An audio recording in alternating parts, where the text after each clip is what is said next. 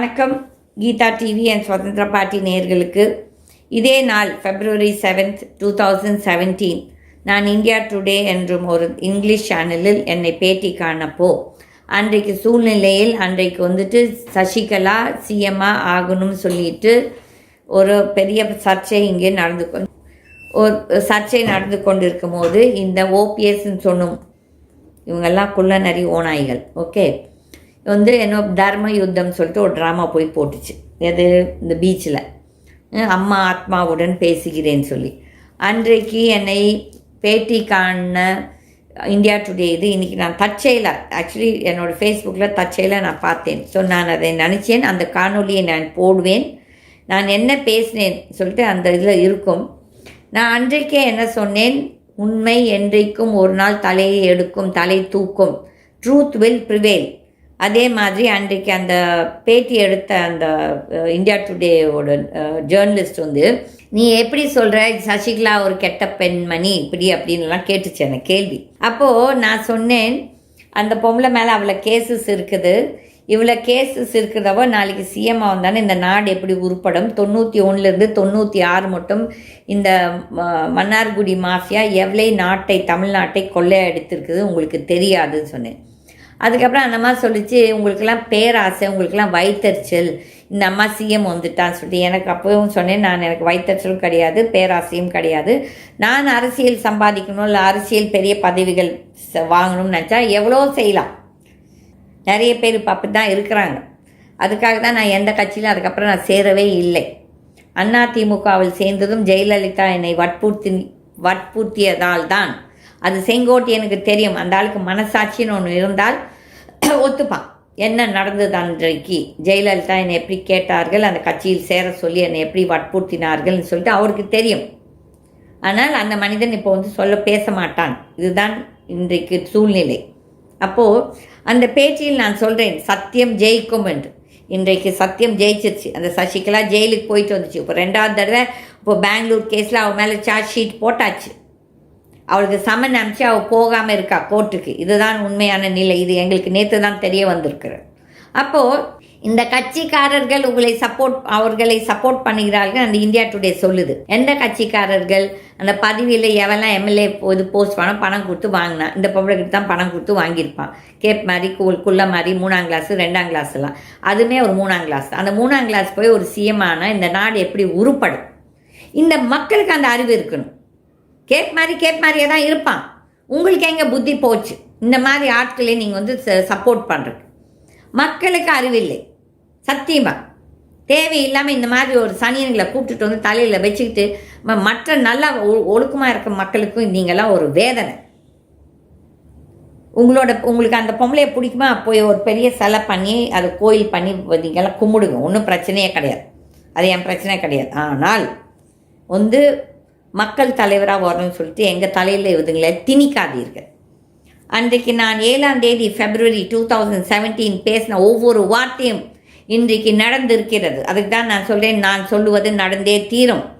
என் கடவுளுடன் தான் நான் சண்டை போடுவேன். இந்த மக்கள் இவங்களாம் வேஸ்ட். என்னை பைத்தியக்காரின்னு நினைக்கிறவங்க நினச்சிட்டு போட்டோம், அதை பற்றியும் எனக்கு கவலையே கிடையாது. அன்றைக்கு பெரிய ட்ராமா போட்டுச்சு இந்த ஓபிஎஸ். ஆனால் திருப்பி அதே சசிகலாவுடன் கை கோத்து கொண்டு அசிங்கமாக நம்ம பார்த்தோம் 2021. அப்போது மக்கள் நீங்கள் என்ன பண்ணிக்க, உங்களுக்கெல்லாம் அறிவு கடவுள் கொடுத்துருக்கார், மூளை கொடுத்துருக்கார், ஏன் நீங்கள்லாம் யோசிக்க மாட்டேங்கிறீங்க? என்னோட இங்கிலீஷ் காணொலி பாருங்கள். Parts of the country who are raising questions about how qualified Shashikala is to occupy the post of Chief Minister, but people within her own party. One such person, GITA, AIADMK member, AIADMK leader, is joining us live on 8 p.m. now. What is your protest? What is your main objection to Shashikala becoming Chief Minister? Because everyone in the party seems to be unanimously saying that she is the most popular figure they have at present. Who is that everybody? All the people who have received power or money or post from her. What about the cadre, the groundswell opposition to her from the 1.5 crores cadre? Only about maybe if the 1 lakh people who are in the power are supporting her. That is according to Sashikala and gang. But let them get to the thing, let them get a referendum from the people of Tamil Nadu. And, Okay, you want a they will know referendum, what's the but the argument against that would be that there are people, all the MLAs have chosen her as the legislative party leader. And these are MLAs who have been chosen by the people.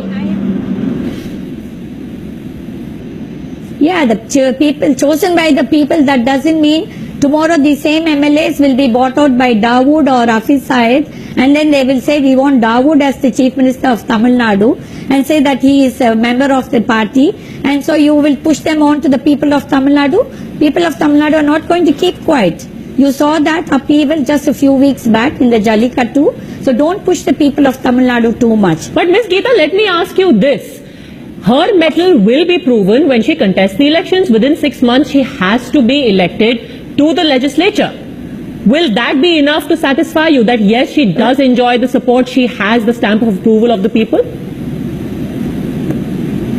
It's not the stamp of the people just because all these people win, you know how much of money power plays in our Indian politics. Is our Indian politics all that clean that we can accept all that the ballot says? They spend money, they threaten people, they do booth capturing. Is the Indian EC all that perfect, that they are not corrupt? But then that We are can be seeing argued every for day. anyone. That can The be media argued for also- anyone at all, Geeta. It could be said, and Yeah, no that's offense to exactly, for the so late, that for the doesn't late mean Jayalalitha as that- well. But the fact is that they were democratically chosen Yeah, leaders. it applies for everyone.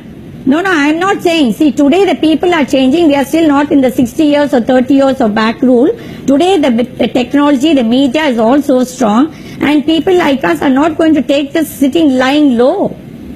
She is already an accused in so many cases from 91 to 96. The whole state and the country knows that they have looted the state, and then she's already got a DA case judgment waiting for her in the Supreme Court. And what is the government, central government, talking about Swachh? If you're talking about Swachh, cleaning the system, that means you're a silent spectator to all that is happening in Tamil Nadu. What about the people's feeling? That Mr. Chidambaram also said rightfully that, the people, why don't you look at the people's sentiment?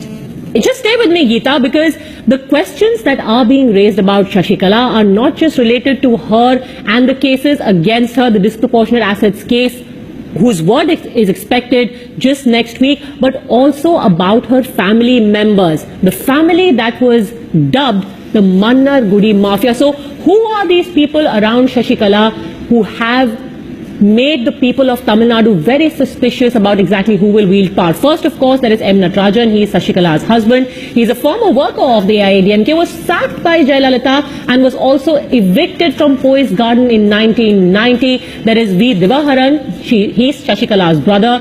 Again, a former leader of the party known as Boss in Mannargudi, which is the hometown of Shashikala. TTV Dinakaran, Shashikala's nephew, former Rajya Sabha MP of the AIADMK, was convicted in a money laundering case. Then there's Bhaskaran, again Shashikala's nephew, former managing director of JJTV. Dr. S. Venkatesh, Shashikala's nephew, former state secretary of AIADMK's youth bodies. R.P. Ravanan, again another relative of Shashikala who used to manage Jayalalitha's estate. Remember, there was this massive falling out between Shashikala and Jayalalitha, after which Shashikala had actually written a very emotional letter after 100 days, after which she was again taken back into Poise Garden. Geeta, let me ask you, you've also raised questions about the circumstances that led to Jayalalitha's death. Are you insinuating that all of this was pre-planned, all of this leading up to Shashikala taking office? Yeah, definitely it was pre-planned, and I think if you remember in 2012, Shashikala has written a letter saying that I didn't know my family was conspiring against Jayalalitha, and that she's very sorry, and that she's giving up her whole family and she's going to sacrifice her life for Jayalalitha. And within 2 hours of her death, the whole family is standing there. All the people whom Jayalalitha they were suspended from the party, sent out from her house. Even Shashikala was sent out from the house. And so, the people are not fools to sit and accept all that, because politicians are saying those days have changed. People will show them what we are. So who would you rather be the chief minister? You think O. Selvam was the perfect choice? Because after all, he was the one chosen immediately after Jayalalitha's death. No, he was also their man only. Now he is fallen apart from them. They didn't expect that he will do well in the last 1 month. And somehow there was a rumor in the whole of Tamil Nadu. Why rumor? Even the BJP people kept saying that Mr. Modi is supporting OPS. So she got a little jittery that he would outsmarting her. And there was a scandal the last few days. Some big hundreds of crores one tender in which OPS and Sheila Balakrishnan have refused to sign, and because of that they have fallen apart. And Shashikala said, my husband knows better than y'all. This will also come out. I don't know why the Tamil Nadu opposition is sitting quiet and watching, because today the public don't have a say, because we don't have the money power and the police power, and people are scared of them. I am the only one who has gone boldly and filed a case. Even I got some, people kept telling me, Gita, they will murder you, they will do this, they will do that. I am ready to face it. Finally, Gita, I want to ask you, and this is something that anyone within the AIADMK is saying about people who are challenging Shashikala, that they are disgruntled. They cannot stand to see her rise. She was the closest confidant of Jayalalitha and the natural successor. So everyone who is opposing her is being dismissed as frustrated or alternately hungry for power. What do you have to say about that? See, I don't have to be frustrated. First, you should realize in 1990, when Jayalalitha was disgusted and she was planning to leave politics, it was me then as the ex-General Secretary of the Janata Dal who got that government dismissed with 168 MLAs of DMK. Okay? And if I wanted the power, I could have got it then itself. I don't come from a background like that. My grandfather is a freedom fighter. My grandfather is he is one of the members, signatory to the constitution of this country. So I don't come from any kind of family to be disgruntled or this thing. We will show them the people's power. We will show how people have accepted her. How? Let her come to the thing. We don't mind. Let her become chief minister. Then she will come for the election. That time we will show what power we have. We are not disgruntled. Will you I have contest nothing. I against don't her? have to loot. I come from a very rich family. I have enough wealth. I don't have to come and loot the nation. That is for sure. So how do you plan to show her your power, as you say? Yeah, I have already filed the case which the magistrate at the CMM court has asked us to exhaust all the forums before we come back to the court. So that date is over with tomorrow or day after tomorrow. Then we are filing back the case again in the court. I have all the evidences and I will show it in the court. Anyway, no court is going to give me a judgment in 24 hours. You know how the Indian courts are and how, all the judges are not perfect, as you all know, we all know. We all talk. You have all the evidence of what? Immediately you all say contempt. Evidence of what? Whether the Jayalalitha's death was on the 5th or before that, whether she was murdered. I have said that she has been murdered for money and for power. This is exactly showing what is the need for her. Within 30 days she has to become the General Secretary and then become the Chief Minister. Okay. That shows her greed for power. It's very clear.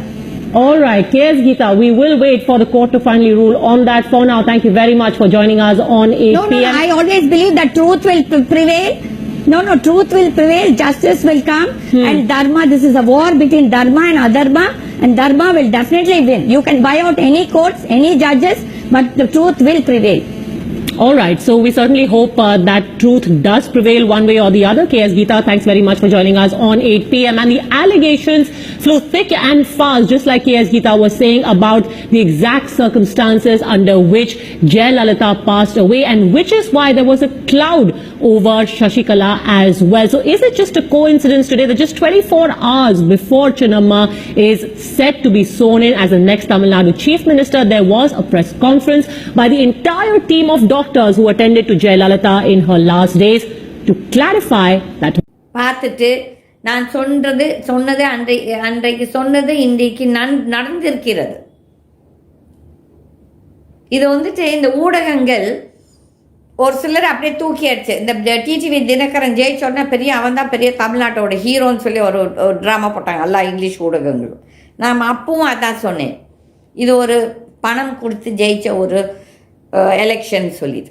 ஆனால் இது ஊடகங்களுக்கும் அறிவில்லை என்று தான் நான் சொல்லுவேன். எல்லாம் ஒரு TRP.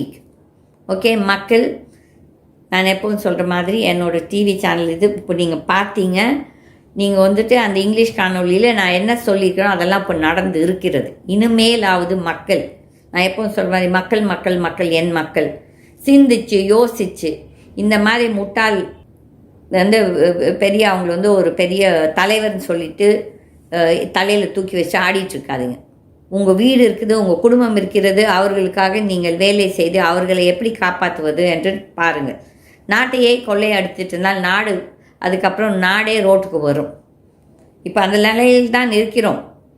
அந்த அக்ஷய பாத்திரம் நாம் எப்பவும் சொல்கிறோமா, அந்த அக்ஷய பாத்திரமே காலி ஆயிட்டால் மக்கள் வந்துட்டு திவால் ஆகிடுவாங்க. இப்போ ஸ்ரீலங்காவில் நடக்குது, நம்மளுக்கும் எப்போ நடக்கும்னு சொல்லி யாருக்கும் தெரியாது. இதுதான் ஒரு சூழ்நிலை. மக்கள் திருந்து வாழுங்கள். இந்த ஊழல்வாதிகளுக்கு உங்கள் ஓட்டை இந்த கவுன்சில் எலெக்ஷன்ஸ்க்கு போடாதீங்க. அதுக்கு நோட்டாக போட்டுட்டு போங்க, நல்லது. அப்போ தான் இந்த அரசியல்வாதிகள்லாம் ஒரு பயம் வரும், மக்கள் யோசிக்கிறார்கள் என்று. நான் வந்து ஒரு இங்கிலீஷ் இது வந்து இன்கம் டேக்ஸ் இந்த இது பட்ஜெட் பற்றி கண்டிப்பாக பண்ண போகிறேன். இப்போ வந்துட்டு தமிழ்நாட்டை பொறுத்த வரையிலும் இந்த நீதித்துறை வந்துட்டு இந்த நீதிமன்றங்கள் யாருக்காக இந்த நீதிமன்றங்கள் இந்த நீதித்துறை வேலை செய்வது என்று பார்த்தால், ஆட்சியில் இருப்பவர்கள், கொள்ளை அடிப்பவர்கள், சாராயம் காய்ச்சும் ரவுடிகள், பொறுக்கிகள், இவங்க எல்லாத்துக்கும் தான் நீதி நியாயம் கிடைக்கிறது. ஒரு நியாயமாக வாழும் ஒரு தனி நபர் இந்த கோர்ட் வாசலில் போய் கத்திக்கொண்டே இருந்தாலும் நியாயம் நீதி வழங்கப்படாது. இப்போது இந்த ஜட்ஜஸ் கூட நான் இது கண்டிப்பாக பேசுவேன். ஏன்னா மக்களுக்கும் ரைட் இருக்கிறது. யாரிடம் நாங்கள் போய் பேசுவது அந்த காலம் கிடையாது. ஏனென்றால் அப்போ வந்து ஒரு ஜட்ஜை நீக்கணும்னு சொன்னோன்னா அந்த பார்லிமெண்ட்டை இம்பீச் பண்ணணும்னு சொன்னோன்னா அவங்க வந்து அந்த பார்லிமெண்ட்டை போய் மூவ் பண்ணணும். ஒரு பாமர மனிதனுக்கு எப்படி இந்த பார்லிமெண்ட்டை போய் ஃபஸ்ட்டு இவ்வளோ பேத்தியும் போய் சந்தித்து பண்ணுறதுன்னா இதெல்லாம் சாத்தியமே கிடையாது. அப்போ வந்து கொள்ளை அடிப்பவர்கள் அடித்து கொண்டே இருப்பார்கள், ஊழல் பண்ணுறவங்க ஊழல் பண்ணி கொண்டே இருப்பார்கள், தனி மனிதன் வாயை மூடிக்கொண்டு இருக்கணும்னு சொல்லிட்டு அன்னைக்கு நம்ம போய் ப்ரெஸ்ஸில் போய் நம்ம என்ன சொன்னாலோ செய்தாலோ இல்லை டிவி சேனல்ஸ் போய் சொன்னாலும் யாரும் ஒரு தனி மனிதனோட என்ன சொல்கிறது ஒரு தன்னோட உண்மையான ஒரு சூழ்நிலையை ஏற்றுக்கொள்ள மாட்டார்கள். இதுதான் இருந்த நிலைமை. ஆனால் இன்றைக்கு சோஷியல் மீடியா எவ்வளோ ஸ்ட்ராங்காக இருக்குது. இந்த மாதிரி எல்லாரும் பேசுகிறோம். அட்லீஸ்ட் நம்மளோட வாய்ஸ் கேட்கப்படுகிறது. இது வந்து என்னோட ஓன் அனுபவமே. நான் இவ்வளோ வசதியாக இருந்து இவ்வளோ செல்வாக்காக இருந்து நானும் ஒரு அரசியல் தலைவராக இருந்து நாம் வந்துட்டு போய் இந்த மீடியா கிட்ட எதனா ஒன்று பேசணும்னா அவங்க நம்மளோட ஸ்டேட்மெண்ட் போடவே மாட்டாங்க, அந்த உண்மை இருந்தாலும். இதை நான் எதெல்லாம் நான் சொல்கிறேன்னு பாருங்க. அன்னைக்கு பிரேமானந்தான்னு சொல்லிட்டு ஒரு சாமியார் இருந்தாலும் அந்த பிரேமானந்தா வந்து ஒரு பெரிய போகஸ், ஒரு பொம்பளை பொறுக்கி அயோக்கியத்தனம் பண்ணிட்டு இருந்தான்னு சொல்லும்போது யாரும் அதை எழுதலை. ஆனால் அன்றைக்கு இருந்த ஆளுநர் எனக்கு தெரிந்து இருந்ததால், தட் இஸ் அவங்க எங்களுக்கு ஃபேமிலி ஃப்ரெண்டாக இருந்ததால் என்னால் அவர்கிட்ட போய் இந்த கம்ப்ளைண்ட் கொடுக்க முடிந்தது. அதுக்கப்புறம் தான் அந்த அரெஸ்டே நடந்தது. இதுதான் உண்மை. இந்த ஊடகங்கள் பேசும் ஜேர்னலிஸ்ட் எல்லாம் தப்பாக பேசி கொண்டிருக்கிறார்கள். எனக்கு விட்னஸ் இன்னைக்கு இருக்கிறது ஒரே ஒரு விட்னஸ் தான், that is 2 witness. That is வந்து சென்னாரெட்டியோட பேரன் ப்ளஸ் அன்றைக்கி இருந்த போலீஸ் ஆஃபீஸர் அங்கே ஏடிசியா. ஓகே, அப்போ வந்து நிறைய தடவை இந்த ப்ரெஸ் வந்து நிஜமாகவே ஒருத்தர் உண்மை பேசுகிறாங்கன்னா அவங்களோட உண்மையை ஏற்றுக்கொள்ள மாட்டார்கள். அவங்க ஸ்டேட்மெண்ட்ஸை மரியாதையும் கொடுக்க மாட்டாங்க. ரெண்டாவது வந்து நான் வந்து இதாக இருந்தேன், சேர்பர்சனாக இருந்தேன் இந்தியன் இன்ஸ்டியூட் ஆஃப் ஃபவுண்டரி மென்னு சொல்லிட்டு. அப்போ வந்து எங்களோட 25வது வருஷத்து அந்த இதுக்கு ஃபங்க்ஷனுக்கு ப்ரெஸ்ஸை கூப்பிட்டோம். ஆனால் ப்ரெஸ் நாங்கள் பேசினது எதையும் போடவே இல்லை. ஏனென்றால் அன்றைக்கு எங்களுக்கு தமிழ்நாட்டிலும் சரி ஆந்திராவிலும் சரி பயங்கர கரண்ட் கட், பவர் கட் இருந்துச்சு. அப்போ அந்த பவர் கட்டுக்கு என்ன செய்யலாம்னு சொல்லிட்டு சஜஷன்ஸ் கொடுத்தப்போ எந்த ஒரு ஊடகங்களும் அதை இல்லாட்டி ஒரு ப்ரெஸ்ஸும் அதை பற்றி பேசுவதுக்கு இல்லை. அவங்க வந்துட்டு அதை பற்றி அப்போ வந்து இந்த ஊடகங்கள் நாங்கள் சொல்லும் உண்மையை யாரும் ரிப்போர்ட் பண்ணுறதுக்கு தயாராக இல்லை. அந்த ஒரு ஃபங்க்ஷனுக்கு தான் நான் வந்து அன்றைக்கு ஸ்டாலின் அவர்கள் டெப்யூட்டி சிஎம்மாக இருக்கும்போது அந்த ஃபங்க்ஷனுக்கு கூப்பிட்டுருந்தோம். ஆனால் அவர் வரல. அப்போ வந்துட்டு அந்த அளவுக்கு பவர் கட்டு இருந்தப்போ அதை பற்றி அவர்கிட்ட சொல்லணும், அந்த இண்டஸ்ட்ரிக்கு ஒரு சப்போர்ட் கொடுக்கணும், அவர்கிட்ட வாங்கணும்னு சொல்லிட்டு தான் நாங்கள் கூப்பிட்டுருந்தோம். ஏன்னா அவர் ஒரு டெப்யூட்டி சிஎம்மாக இருக்கிறதால கூப்பிட்டோம். ஆனால் அவரும் வரவில்லை. ஆனால் இன்றைக்கு எல்லாரும் பேசுகிறார்கள், நாங்கள் மக்களுக்காக இருக்கிறோம், மக்கள் சேவை செய்ய வந்திருக்கிறோம் சொல்லி. இதெல்லாம் போய் அதனால் இன்றைக்கி வந்து மக்களுக்கும் ரைட் இருக்கிறது பேசுறதுக்கு. ஏன்னா எங்கே போய் நாங்கள் பேசுவோம், எந்த ஃபோரத்தில் எங்கேயும் இல்லை. இப்போ பேங்க்கில் ஃப்ராடு கொள்ளை அடிக்கிறாங்க. ஆனால் நான் வந்து 2015 ஃபிக்கி தட் இஸ் FLOன்னு சொல்லிட்டு டெல்லியில் ஒரு மீட்டிங்கில் நான் இதை எடுத்து பேசினேன். இந்த மாதிரி பாமர மக்கள் தட் இஸ் விவசாயிகள் சிறு குறு தொழில் பண்ணுற அவர்களுக்கு எந்த ஒரு ஃபோரம் இல்லை, அவங்க போய் அவங்க பிரச்சனைகளை சொல்வதற்குன்னு சொல்லிட்டு. அப்போ வந்து மனோகர் பரிக்கர் டிஃபென்ஸ் மினிஸ்டர் அந்த ஃபங்க்ஷனுக்கு வந்திருந்தார். அவர் வந்து நான் சொல்கிறேன்னு சொன்னார், அவரும் செய்யவில்லை. 2014 வெங்கையா நாயுடு யூனியன் என்னது மினிஸ்டர் ஃபார் ஹவுசிங் ஏதோ வந்திருந்தார் கோவையில். அந்த மீட்டிங்க்கும் என்னை கூப்பிட்டுருந்தாங்க. அந்த மீட்டிங்கிலும் அந்த இண்டஸ்ட்ரியலிஸ்ட்கெல்லாம் வந்துட்டு மதில் மேலே பூனைங்க மாதிரி அவங்க வந்து அவங்க பிரச்சனைகளை அவங்க ஓப்பனாக சொல்ல மாட்டாங்க. அவங்க கஷ்டப்போ எனக்கு தலைவலின்னா தலைவலி இருக்குதுன்னு சொல்லணும். எப்படி அடுத்தவனுக்கு தெரியும் எனக்கு தலைவலி இருக்குதுன்ட்டு, இல்லை நெஞ்சு வலி இருக்குதுன்னு சொல்லி. அப்போ வந்து நான் வந்து ஓப்பனாக நான் இருந்து பேசினேன். இந்த மாதிரி பவர் கட் 14 மணி நேரம் தமிழ்நாட்டிலையும் ஆந்திராவிலையும் இருக்கிறது. 7 வருஷத்துக்கு மேலே இன்னைக்கு வந்து 2014 2007 ஆரம்பித்த இந்த பிரச்சனை நிறைய பிஸ்னஸ் எல்லாம் ரோட்டுக்கு வந்தாச்சுன்னு சொல்லும் போது அன்னைக்கு வந்து இருந்த ஒரு சிலர் இந்த இண்டஸ்ட்ரீஸ் என்னை பேச விடலை. ஆனால் நான் பேசினேன். எனக்கு வந்து வெங்கையா நாயுடு அந்த ஆப்பர்ச்சுனிட்டி கொடுத்தாரு. ஆனால் அதை பற்றி ஒன்றும் செய்யலை. அவர் என்ன சொன்னார், நான் போய் அருண் ஜேட்லி கிட்ட சொல்கிறேன்னு ஒரு இதுவும் பண்ணல. இன்னைக்கு அந்த பேங்க் பிரச்சனைகள் பற்றி பேசுனது, அன்னைக்கு பவர் பற்றி பேசுனது, இன்றைக்கு இவ்வளோ பிஸ்னஸ் வந்து NPA ஆயிருக்குன்னா அதுவும் ஒரு காரணம். ஆனால் அதை பற்றி யாரும் பேசுவதும் இல்லை, எந்த ஒரு ப்ரெஸ்ஸும் அதை எடுத்துக்கொள்வதும் இல்லை. அப்போ வந்து நான் மனோகர் பரிக்கரோடு பேசும்போது அங்கே வந்து CNN News 18ஓட ஒரு இந்த அவங்களுக்கு ஒரு CNBCன்னு அந்த ஒரு இது வர்த்தக இது இருக்குது சேனல். அதில் வந்த ஒரு அந்த பேட்டி அந்த ஜேர்னலிஸ்ட் வந்து she is quite famous. Okay, என் கார்டு எடுத்துகிட்டு நான் அனுப்புகிறேன் ஒருத்தர, உங்களோட இது பிரச்சனைகளை நாங்கள் எடுக்கிறோம் பேட்டி சொல்லி எடுக்கவே இல்லை. அதுக்கு தான் இப்போ நாங்கள் பேச ஆரம்பித்திருக்கிறோம். இப்போது நீதிபதிகளும் சரி யார்கிட்டையும் அங்கே நடக்கும் ஊழல் இல்லாட்டி அங்கே நடக்கும் அவலங்களை பேசுவதற்கு எந்த ஒரு ஃபோரமும் கிடையாது. இப்போ சீஃப் ஜஸ்டிஸை பார்க்கணுன்னா தலைகீழ நின்னாலும் நம்ம யாராலும் பாமர மக்களால் பார்க்க முடியாது. ஆனால் அதே ஒரு பணக்காரர் நிஜமாகவே ஃப்ராட் அரசியல்வாதியோ பணக்காரனோ அவங்கள போய் சந்திக்கலாம். அப்போ இதுதான் இன்றைக்கு இருக்கும் அவல நிலை. ஒரு ஹானஸ்ட் சிட்டிசன் நியாயமாக வாழ்கிற ஒரு மனிதருக்கு இந்த நாட்டில் இடம் கிடையாது. இது வந்துட்டு இன்றைக்கு ஃப்ராடுங்க இந்த கேப் மாரிங்களுக்கு தான் இந்த நாடு இன்றைக்கி காது செவி கொடுத்து கேட்டுக்கொண்டிருக்கிறது. இந்த இடத்துல நம்ம என்ன நான் வந்து சொல்லணும்னா, இதை வந்துட்டு இப்போது நேற்று எனக்கு வந்து ஒரு சிலர் ஃபோன் பண்ணாங்க. இந்த கவுன்சில் எலெக்ஷன், இப்போ இந்த கவுன்சிலர்ஸ் எலெக்ஷன் நடக்குது, அதில் வந்து நிறைய பேர் ஹிந்து அமைப்பிலேருந்து ஈவன் BJP RSSலேருந்து கூட எனக்கு ஃபோன் பண்ணாங்க. ஃபோன் பண்ணி என்ன சொல்கிறாங்கன்னா, அம்மா நீங்கள் பேசுங்க, இப்போ வந்து 12,000 11,000 இது போஸ்ட்டுக்கு எலெக்ஷனுக்கு நிற்கிறாங்க. அதில் BJPயில் ஒரே ஒரு பிராமினுக்கு தான் கொடுத்துருக்குறாங்க. அதுக்கப்புறம் அங்கே வந்து கோயம்புத்தூரில் வந்து 2 லட்சம் நார்த் இந்தியன்ஸ் வடநாட்டுக்காரங்க வந்து அங்கே தங்கிட்டு இருக்காங்க வர்த்தகத்தில். அவங்களுக்கு ஒரு பிரதிநிதி கூட ஒரு கவுன்சிலர் இது கூட கொடுக்கலன்னு சொல்லிட்டு ஒரு இது வந்துட்டு ஒரு தமிழ்கார் பேசுகிறாரு. இதெல்லாம் வந்துட்டு வடநாட்டுக்கார் பேசியிருந்தாலும் நான் வந்துட்டு சரி வடநாட்டுக்கார் அவர் கிடைக்கலன்னு சொல்லி, அப்போ அவர் சொல்கிறார் ஒரே ஒரு பிராமின் லேடிக்கு தான் மெட்ராஸில் கொடுத்துருவேன். அப்படின்னா நான் பிராமின் நான் பிராமின் இதெல்லாம் பேசலை. ஆனால் கோயம்புத்தூரில் நிறைய கவுன்சிலுக்கு இப்போ ஈவன் மெட்ராஸ்லேயும் சரி எல்லாம் வந்துட்டு இந்த பிக் பாக்கெட்டு, அவங்க பூர்வீகமே பிக் பாக்கெட், தாத்தா பிக் பாக்கெட்டு, அப்பன் பிக் பாக்கெட்டு, இவன் வந்து கஞ்சா விற்கிறான். அவன் ஒரு கேண்டிடேட் கோயம்புத்தூரில் RS-புரத்தில் தேர்ந்தெடுக்கப்பட்டது யாரால்? பொன் ராதாகிருஷ்ணன் அண்ட் வானதி ஸ்ரீனிவாசன்.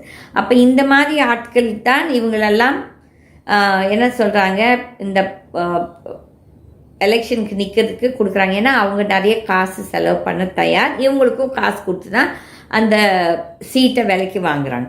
அப்போ இந்த மாதிரி ஒரு அவல நிலை இருக்கும் போது ஒரு நிஜமாகவே நியாயமாக நாட்டுக்காக சேவை பண்ணணும்னு நினைக்கும் ஒரு நபரோ இல்லாட்டி நாட்டுக்காக நியாயமாக வாழணும்னு நினைக்கிற நபர்களுக்கோ எங்கே இடம் கிடையாது.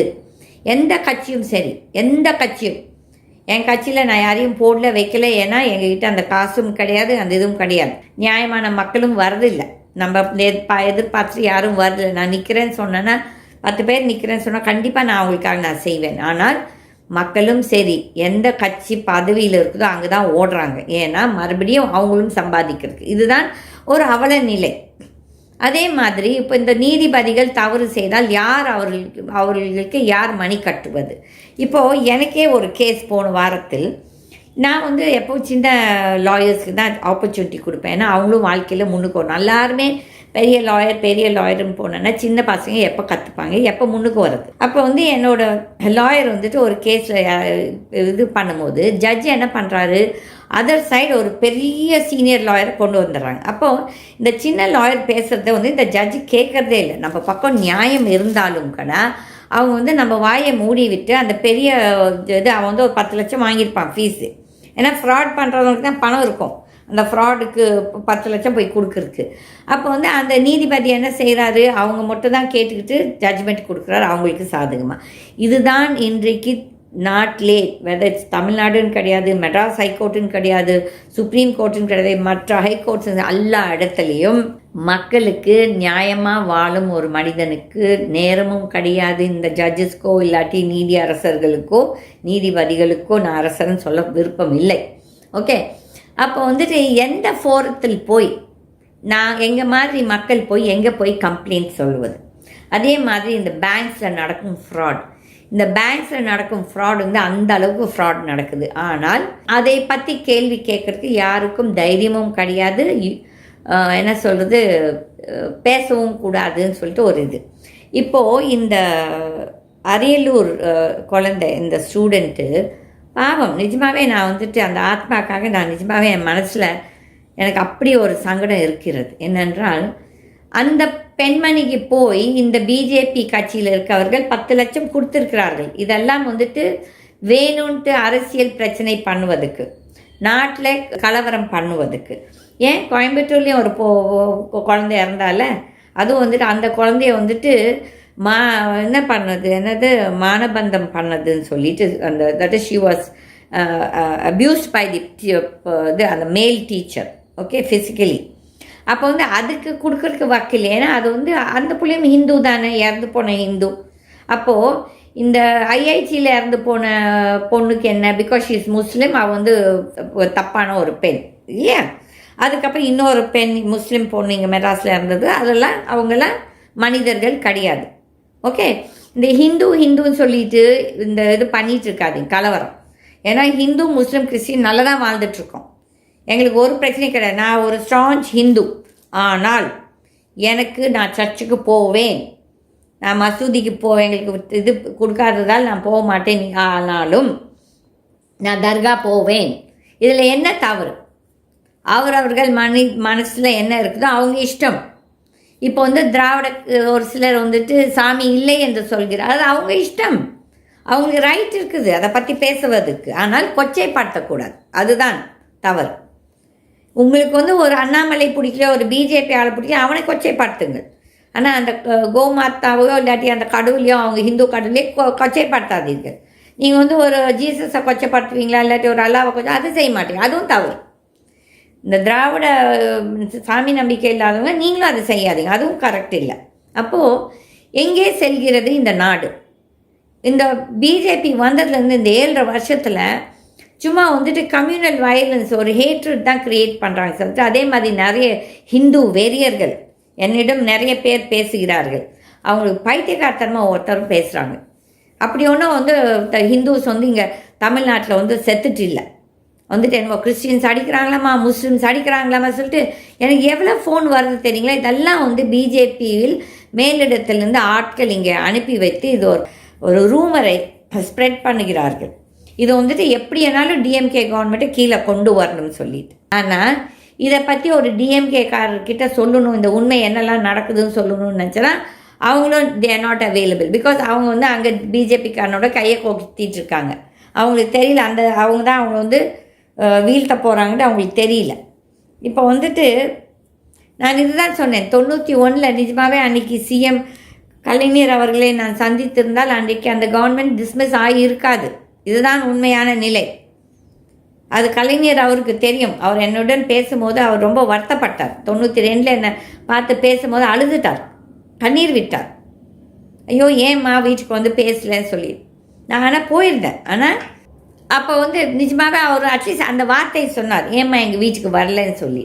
அப்போது இப்போ நான் நிஜமாகவே ஸ்டாலின் அவர்களுக்கோ இல்லாட்டி இந்த கவர்மெண்ட்டில் இருக்க பிரச்சனைகள், ஒரு சில பிரச்சனைகள் வரும் என்று சொல்வதற்கு யாரிடம் போய் பேசுவது? எடுத்ததுக்கெல்லாம் எங்களுக்கு எல்லாம் தெரியும் என்று அந்த லொல்லு பேசுவாங்க. இதுதான் 91 பேசி அவங்க ஆட்சி போச்சு. அதான் நான் எப்போ சொல்லுவேன், ஒரு எறும்பும் ஒரு துரும்பும் கடா நம்மளுக்கு ஒரு உபயோகமாக இருக்கும். எல்லா அரசியல், இப்போ நான்லாம் வந்து அரசியல் எனக்கு சம்பாதிக்கணும்னு எனக்கு தேவையும் இல்லை, செய்யவும் மாட்டேன். அந்த மாதிரி இந்த கமிஷன் இதை செய்து கொடுத்து உனக்கு கமிஷன், அந்த ஒரு பொழப்பு எனக்கு தேவையே இல்லை. அந்த மாதிரி ஒரு குடும்பத்தில் நான் வரவில்லை, எனக்கு தேவையும் இல்லை. நான் பர்சனலாகவே I am against corruption and இந்த ஊழல். என்னை யாரும் விலைக்கும் வாங்க முடியாது. நான் எதனால் மனசு இருக்கு பட்டுன்னு பேசுவேன். எனக்கு போய் பேசுகிறவர்களை பிடிக்காது.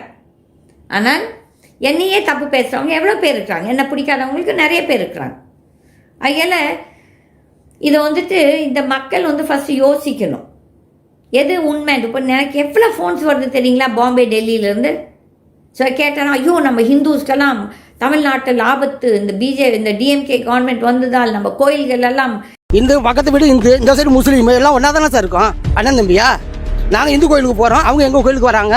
மதம் மாற்றணும் எதுக்கு சார் இதெல்லாம் போட்டு? யார் சார் மதம் மாற போகிறா? நான் என்னோட அனுமதி இல்லாமல் மாற்ற முடியுமா?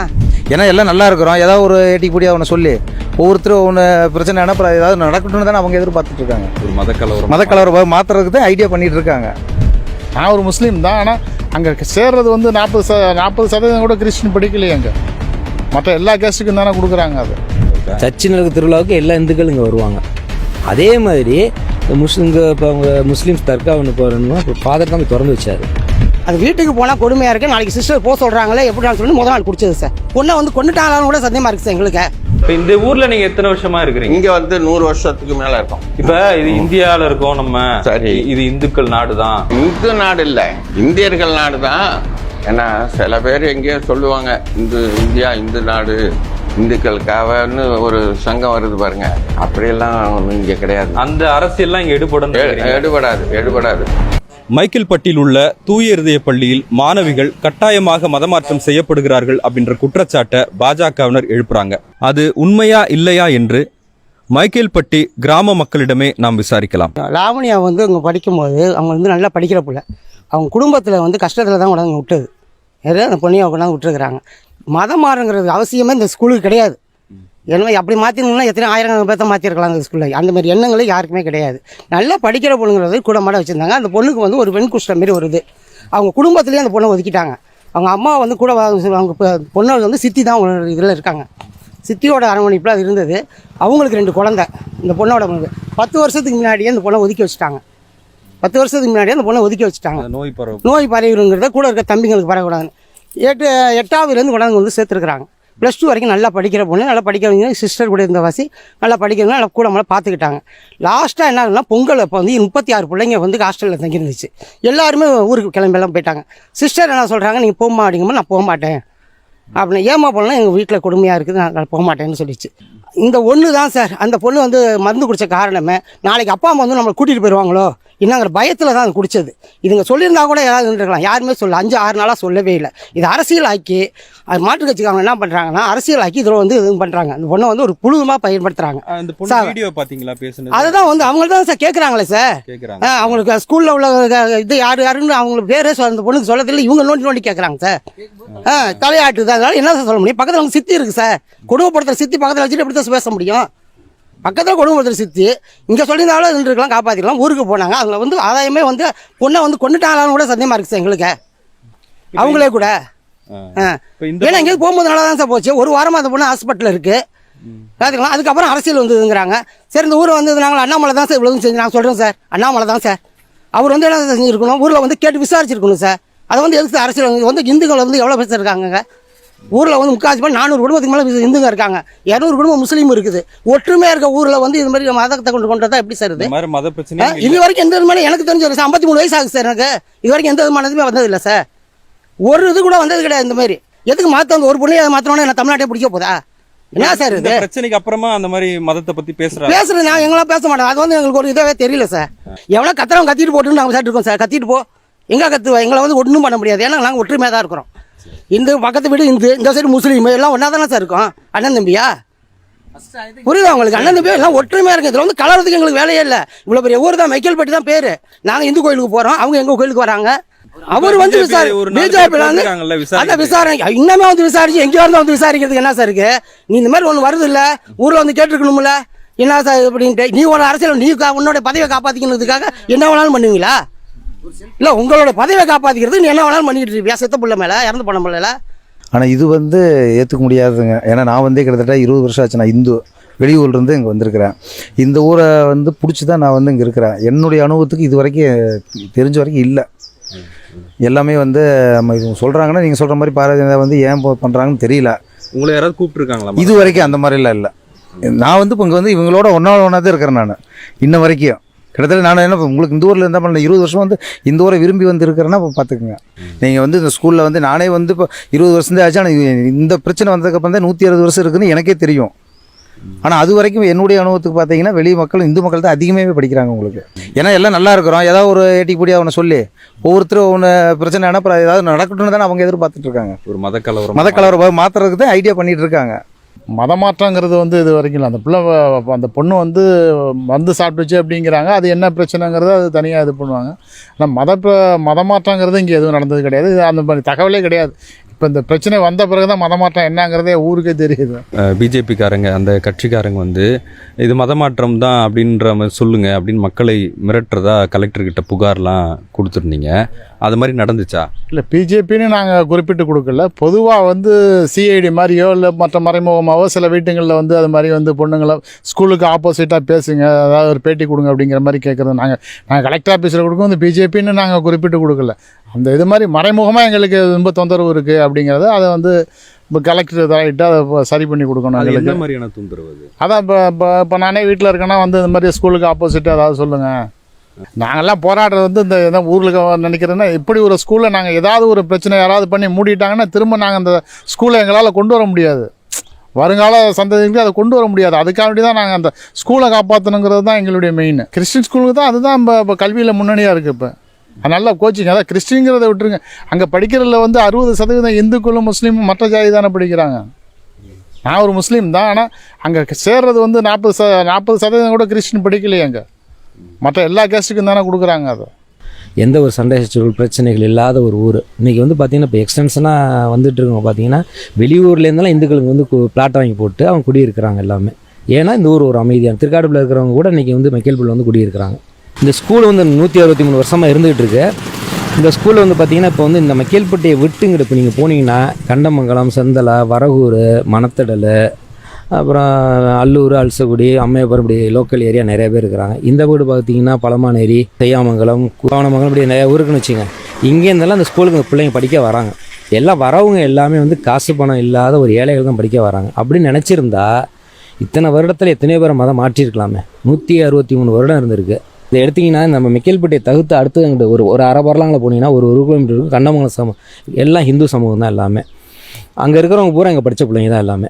அப்போ அவங்க வந்து யாரோ ஒருத்தர் நேரம் அந்த ஒருத்தரை ஒரு பொறி வச்சு ஒருத்தரை மதம் மாட்டிருந்து அங்கே அந்த 5 குடும்பம் அன்றைக்கி இருக்கும்ல. அங்கே லாவனுடைய தற்கொலையை வச்சு ஒரு மத அரசியல் பண்ணிக்கிட்டு இருக்கிறாங்க தான். அதான் உண்மை. திருவிழாவுக்கே எல்லா இந்துக்களும் வருவாங்க. சர்ச்சில் இருக்க திருவிழாவுக்கு திருவிழாவுக்கு எல்லா இந்துக்களும் இங்கே வருவாங்க. அதே மாதிரி இந்த இப்போ அவங்க முஸ்லீம்ஸ் தர்கா ஒன்று போகிறோன்னா இப்போ ஃபாதர் தான் போய் திறந்து வச்சார். சூப்பர். அதே மாதிரி இங்கே வந்து பார்த்திங்கன்னா இங்கே ஒரு இந்துக்கள் கோயிலெலாம் இருக்குது. நாங்கள் போனோம், நாங்கள் பார்த்துட்டு தான் போவோம். இந்த இந்துக்கள் கோயில் இதே ஊரில் 2 கோயில் இருக்குது.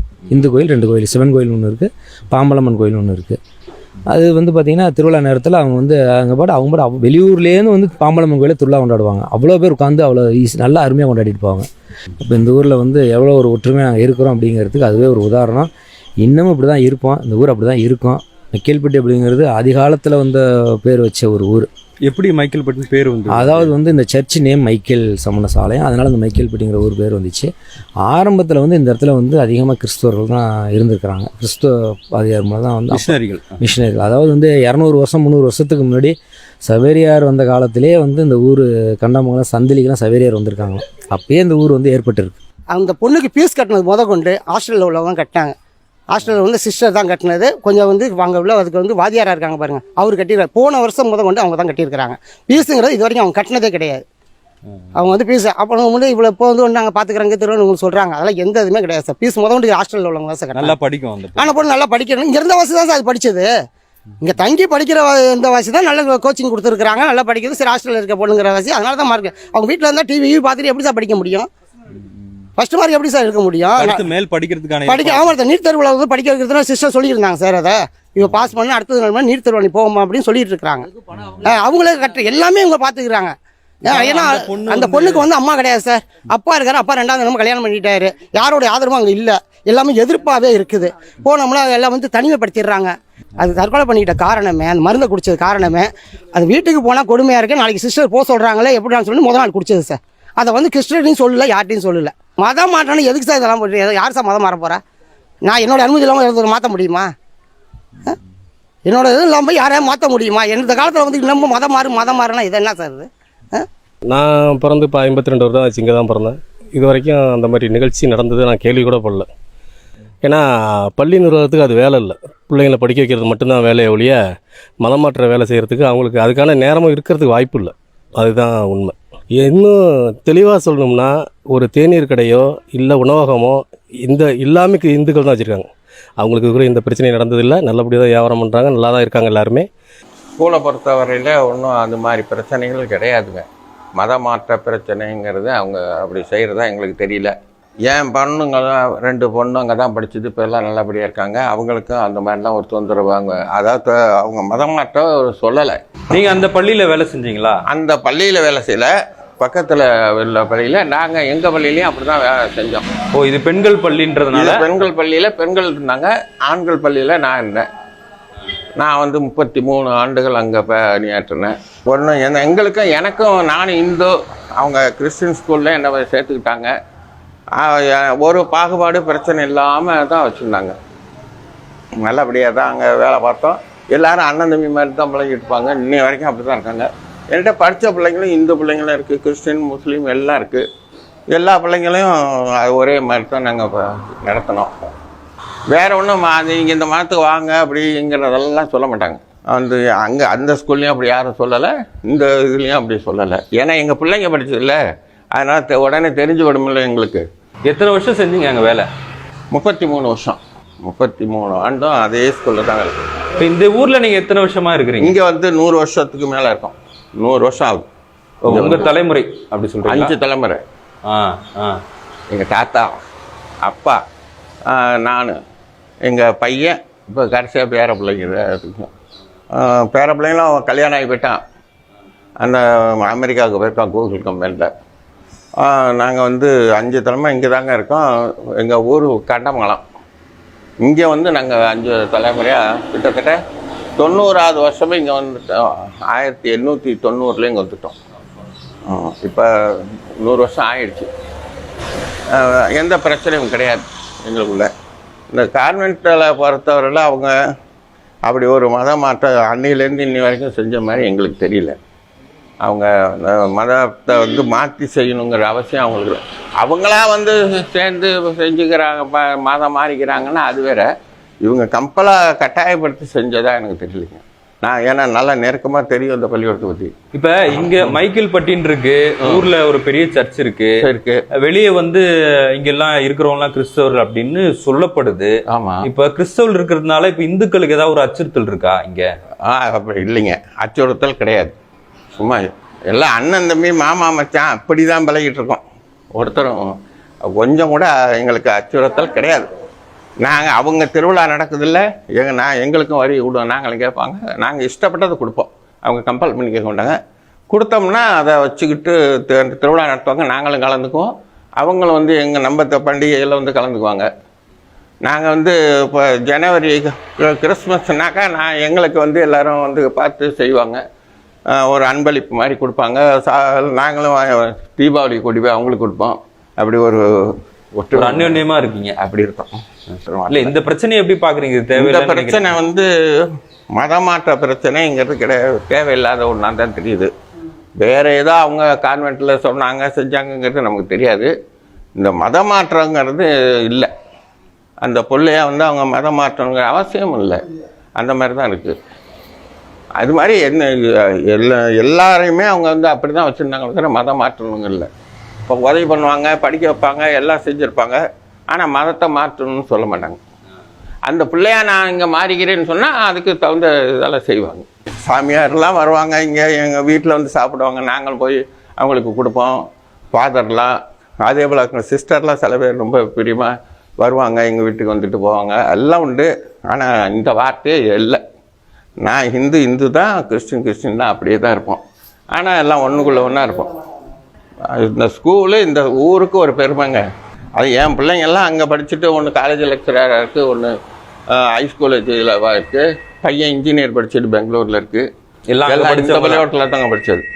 அவங்களெல்லாம் ஒருத்தரும் நீ இது மதம் மாறன்னுலாம் சொன்னது இல்லைங்க, என்னையே சொன்னதில்லை. அப்புறம் பிள்ளைங்களை இப்படி சொல்லுவாங்க. இப்போ ஸ்கூலுக்கு வந்து போலீஸ் பந்தோபஸ்துலாம் இருக்குது, இப்போ அதெல்லாம் பார்க்கும்போது எப்படி இருக்குது உங்களுக்கு? இது வந்து எங்களுக்கு கவலையாக தான் இருக்குது. இது இப்படி ஒரு சூழ்நிலைலாம் இது வரைக்கும் இந்த இல்லை. பள்ளிக்கூடத்துக்கு வந்து போலீஸ் பாதுகாப்பு வைக்கிற அளவுக்கு முன்னாடியெல்லாம் இருந்ததே கிடையாதுங்க. பள்ளிக்கூடம்னா அதுக்கு ஒரு மரியாதையோடு அப்படியே ஒதுக்கிடுவாங்க. ஊரில் பிரச்சனை, போலீஸ் எல்லாம் வந்திருக்கோம், அது வேறு மாதிரி. அவங்க உள்ள சொந்தக்காரங்க உள்ள சண்டை வந்திருக்கலாம், அது அப்புறம் சரியாயிடுச்சு. ஆனால் பள்ளிக்கூடம் கோயிலுக்குன்னு வந்து யாரும் போலீஸ் வந்து பாதுகாப்பு கொடுத்தது இல்லைங்க. இப்போ தான் இது முதல் தடவை.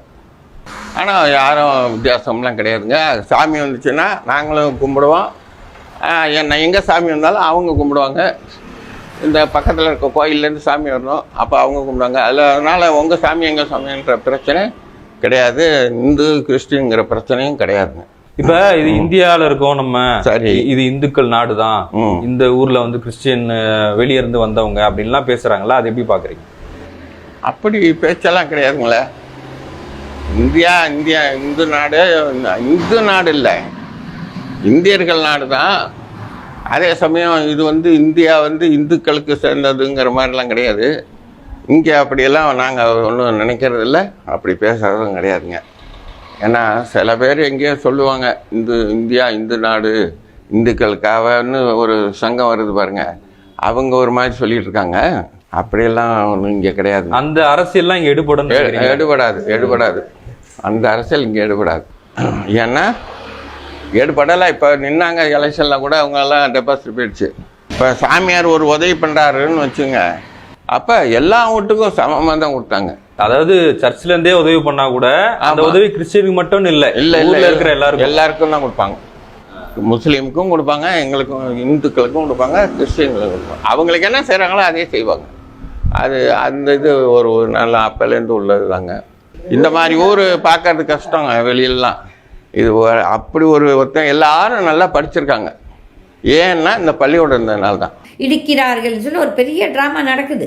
இது இந்த கவர்மெண்ட்டுக்கு எவ்வளோ தெரியுமோ தெரியாதோ எனக்கு தெரியாது. இதில் ஒரு சிலர் இந்த லாயர்ஸ் இதில் காயிறாங்க.